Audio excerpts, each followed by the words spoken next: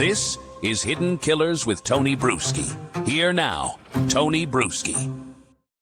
It's one thing to walk into a courtroom knowing the stakes are high. It's another to watch the final pre-trial hearing in a case that has simmered for years. Every motion, every ruling, another small move in a long, deadly chess match. This morning, it packed Leon County courtroom. Donna Adelson sat at the defense table, stone still, head slightly tilted toward her attorneys as Judge Stephen Everett methodically worked through what could and could not be part of the trial that will decide whether she spends the rest of her life in prison. Jury selection begins August 19th. After that, the curtain rises. From the outside, it could have looked like just another day of legal housekeeping. Attorneys arguing over evidence, splitting hairs over who can say what and when, but in reality, these weren't minor skirmishes. They were battles over the narrative itself, what the jury will be allowed to hear, and what they'll never know existed. In a case like this, those boundaries can change everything, because this case has everything in it. The state came in ready to defend its theory that the bitter, drawn-out divorce between Donna's daughter, Wendi Adelson, and Florida state law professor Dan Markel was the root of the murder plot. That custody disputes over the couple's children kept the bad blood boiling for years, and that Donna, fueled by resentment and loyalty to her daughter, became a driving force behind arranging Dan's killing.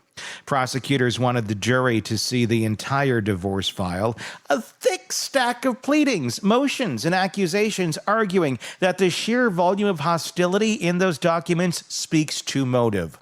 Not for truth, they said, but for impact, to show how personal, how relentless it all was. The defense pushed back hard. They didn't deny some of those documents mattered. Emails Donna sent her daughter during the litigation, strategic advice she gave on how to respond. But they argued most of the file was irrelevant, hearsay, and toxic to the fairness of the trial. The judge, he split it down the middle. Only pleadings directly tied to Donna will come in as evidence. The rest, the state can show the bulk as a demonstrative to give jurors a sense of scale, but it won't be read into the record unless it's tied to her directly. It was a small but significant win for the defense. They kept a mountain of hostile paper from landing wholesale in front of the jury. But the prosecution still gets to wave that mountain around. And if something gets brought up about a piece of that mountain, where that mountain is required to explain, well, that mountain can be dug into.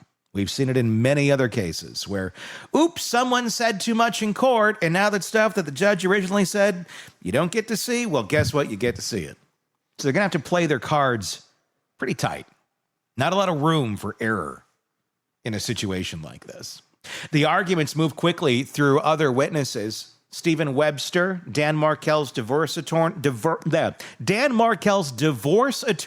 there, we said it, will be allowed to testify about the facts, what he did, what he saw in the proceedings, but not offer personal opinions unless there's a solid foundation. Anything Dad told him in confidence is hearsay unless the state finds a narrow exception. That means the most inflammatory statements won't just tumble out without a legal fight mid-trial. Then came the gang evidence, the kind of thing that can make jurors sit up straighter in their seats. Gang evidence, you say? With this grandma right here? How could she be possibly tied to a gang? Well, let me explain that. Luis Rivera, one of the confessed hitmen in this case, was a gang member. No dispute there, but whether the jury will hear he was a leader in the Latin Kings is trickier. The judge ruled that Rivera's gang ties can be used to explain why he was recruited for the murder, but the specific label Latin Kings and his leadership role will stay out unless the defense can prove it directly connects to Donna's state of mind, her fear, her choices. The undercover agent who approached Donna years later can be questioned about the role he played in posing as a gang member, but again, the label stays holstered unless the foundation is there. That's a tightrope for both sides. Like I said, words do matter. The wrong word comes out, you're opening a dam of a whole lot of information that may be beneficial or not so beneficial to Donna Adelson, depending on who says what. The prosecution doesn't want the gang detail to distract or backfire. The defense wants it because they believe it shows Donna was operating under fear. From there, the judge sets a clear rule. No witness gets to interpret the meaning behind emails, phone calls, or text messages unless they're decoding actual code words and have proper foundation. If it's not coded, the jury gets the words as they are, without a tour guide telling them what to think. That's another guardrail that could keep the case from veering into speculation territory. The defense also tried again to block the state from using Donna's 2022 travel plans as proof of consciousness of guilt. The idea that she was leaving the country to avoid arrest. The judge denied it, just like before. The jury will hear she was at the airport with a one-way ticket to Vietnam when she was taken into custody. The defense can argue all they want about her reasons, but it's coming in. They will hear. They will likely see the video of Donna and Harvey. Oh, they remind me of cartoon characters. He's just kind of off on the side. I don't know it if I did it. You can almost get what they're saying just through their grunts.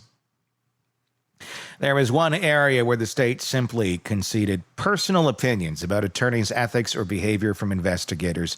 Jason Null and Patrick Sanford won't be part of the case. Both sides agreed that the judge made it official.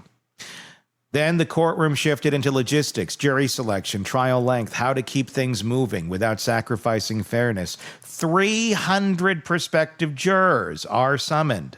50 in the morning, 50 in the afternoon, all pre-selected for exposure to the case.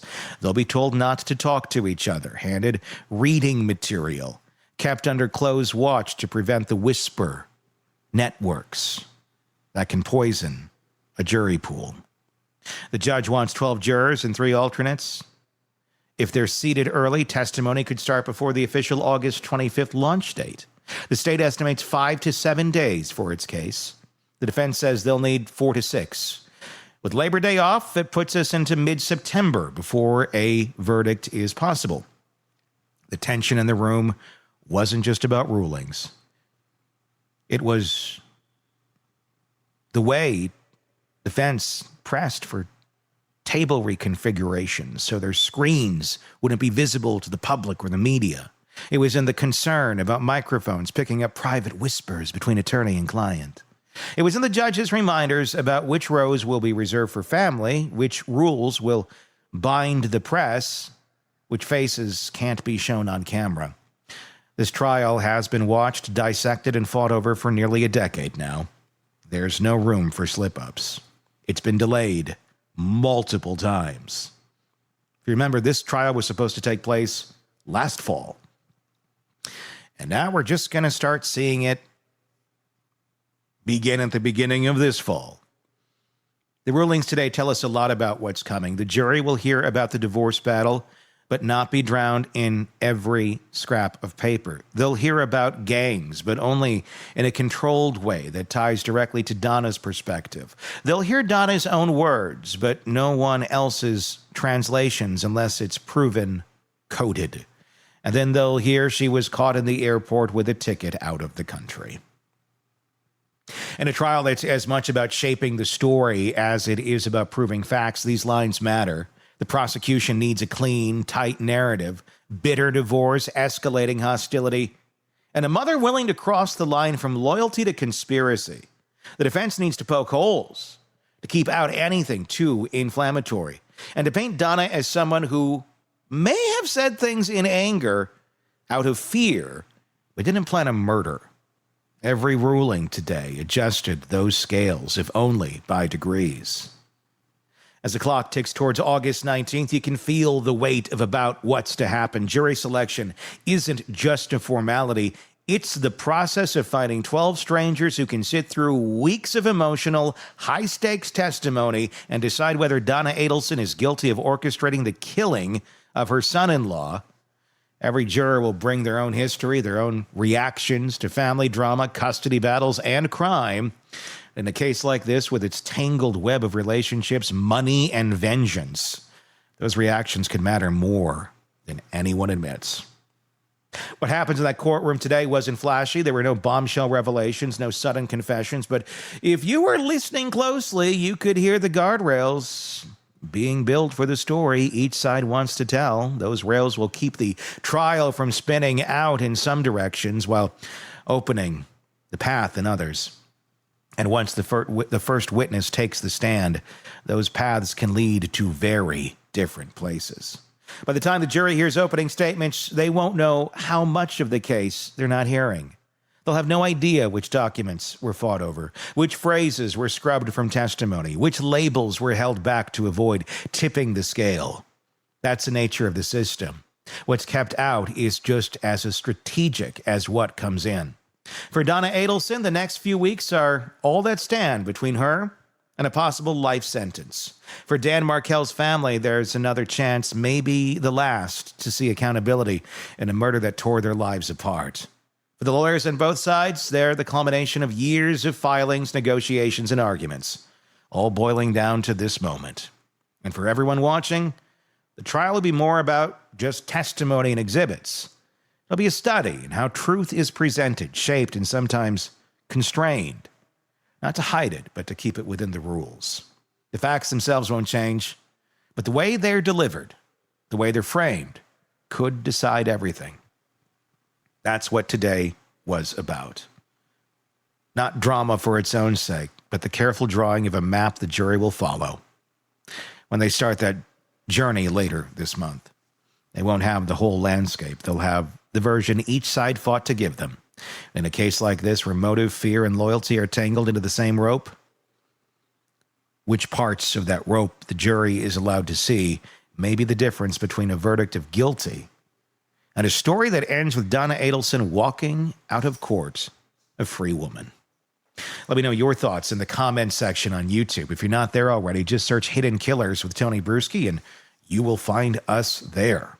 You can also do the same search wherever you download podcasts and take us with you as you go. We're going to be covering this case from the start. If you want to follow a channel specifically about this in the podcast world, on audio only, on podcasts, just search The Trial of Donna Adelson, and you will find us there. Or Hidden Killers with Tony Bruschi, and you can follow us there as well. We have a channel specifically for it, audio-wise, where I'll be bringing you the courtroom audio every single day as this trial pans out, along with daily recaps of what went down in the courtroom. So press subscribe so you don't miss any of that right here. It's all coming up very soon from the Hidden Killers podcast and True Crime Today. My name is Tony Bruschi. We'll talk again real soon. Want more on this case and others? Then press subscribe now and don't miss a moment of true crime coverage from Tony Bruschi and the Hidden Killers podcast.